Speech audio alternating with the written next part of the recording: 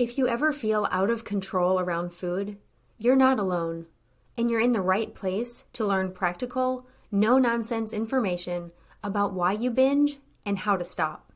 Binge eating does not mean that something is wrong with you. It's a natural but primitive brain response that you can correct. If you're ready for change, sign up for the Brain Over Binge self-paced online course for less than $20 per month. And if you feel you need personalized support, we also offer one-on-one coaching and group coaching. To learn more, go to brainoverbinge.com/subscribe. And I hope you enjoy the show.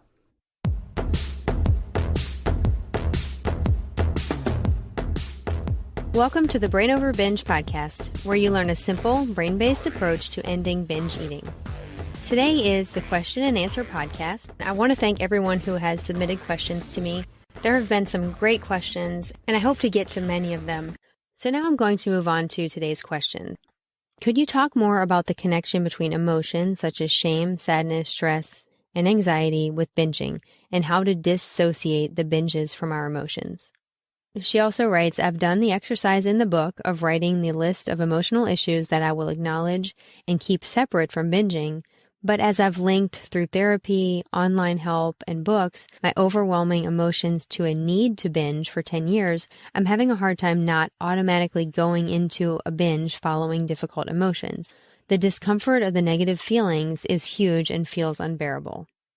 I'm glad you did the exercises in the book. In the Brain Over Binge Recovery Guide, there's a lot of self-help exercises, written exercises to help you dive deeper into the concepts, to help you apply it in your own life, to help bring out your own insights. So that's definitely helpful, and I'd recommend maybe going back through those again. But it does seem like you've developed a connection between your emotions and your binging. And like I talk about in the book, this is an indirect connection. It doesn't mean the emotions cause binging, because if that were true, anyone who had strong emotions would binge, but you've developed this link over time. And things like therapy, and I'm not saying therapy is all bad, it's just that if you're taught that you binge because of your emotions, then it's much more likely that when you have a strong emotion, you'll have an urge to binge when you make that link. So this will be something I think you need to practice over time and to learn to basically look at it objectively. Say, okay, this is the pattern I've developed. I feel a certain emotion and my brain urges me to binge. This is kind of what I have to deal with right now, and to gradually learn to unlink the two.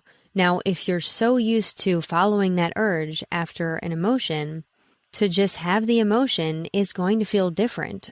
You're not used to just having the emotion, having some sort of stressor in your life and not following the urge. So you'll have to deal with dismissing the urge, but also still having that emotion to deal with. And it's not that binging ever got rid of that emotion or solved any problem. It's just something that you did following an emotion. And it does provide some sort of distraction, but it's not worth it. Whatever distraction it does provide, it's not worth it, because you don't want to be binging in response to emotions. You don't want to be binging in response to anything. You want this out of your life. So it's just going to take some practice. It often takes just letting these emotions pass a few times to start realizing that you're definitely capable of doing that. I would recommend going back and listening to episode 27 with Amy Johnson, who I think has some great insights about thoughts and helps you just basically understand your experience of life and your emotions and your thoughts in a new way that makes the thoughts and emotions feel a lot less threatening.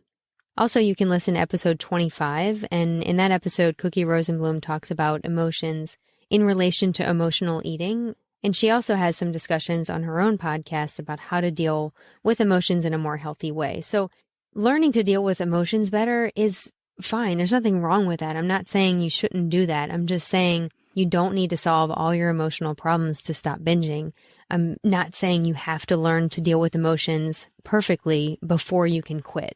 Because if that were true, recovery would be elusive, because no one deals with emotions well all the time. You know, all of us get overwhelmed sometimes, but binging just needs to become something that's not an option. And when binging is not an option, then you have so many options available to you for helping you get through tough emotions. And these options don't lead to consequences.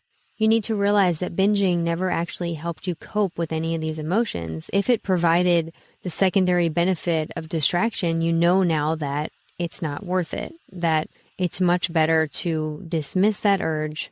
And then if you continue to have distressing emotions and you aren't able to kind of learn to see them in a new way, you're not able to let them pass or find ways to deal with them, then it's something you can address in a more healthy way once the binging is done.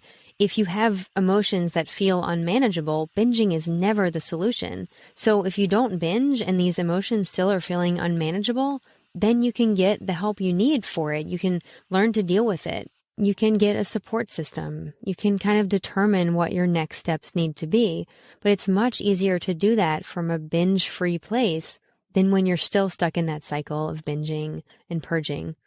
The last thing I want to say is if you have developed this connection over time, sometimes this just becomes an automatic lower brain thought of, you can't possibly deal with this emotion, so you need to binge. And that thought has worked in the past, so it's going to keep showing up. So again, this thought may not have truth to it. You're attaching to it and believing it that you can't deal with these emotions, but it could just be that that's part of your urge, and you need to dismiss those thoughts of you have to binge because you can't deal with this emotion. And if you can step back from that thought and realize that you can get through the urge, you can experience emotions just like any person in the world, it just helps build your confidence, and you'll realize that you never actually needed to binge in response to emotions or in response to anything in your life. Thank you so much for joining me today, and I hope you listen again next time. As I end today, I want to encourage you and remind you that you have the power to change your brain and live a binge-free life. The Brain Over Binge podcast is produced and recorded by Brain Over Binge Recovery Coaching, LLC. All work is copyrighted by Brain Over Binge Recovery Coaching, LLC, and all rights are reserved. As a disclaimer, the hosts of the Brain Over Binge podcast are not professional counselors or licensed healthcare providers, and this podcast is not a substitute for medical advice or any form of professional therapy. Eating disorders can have serious health consequences, and you are strongly advised to seek medical attention for matters relating to your health.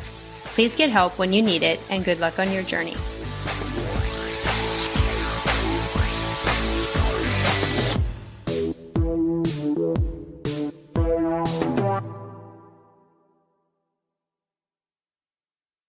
Need more help? You can find all of our current and upcoming options for support at brainoverbinge.com.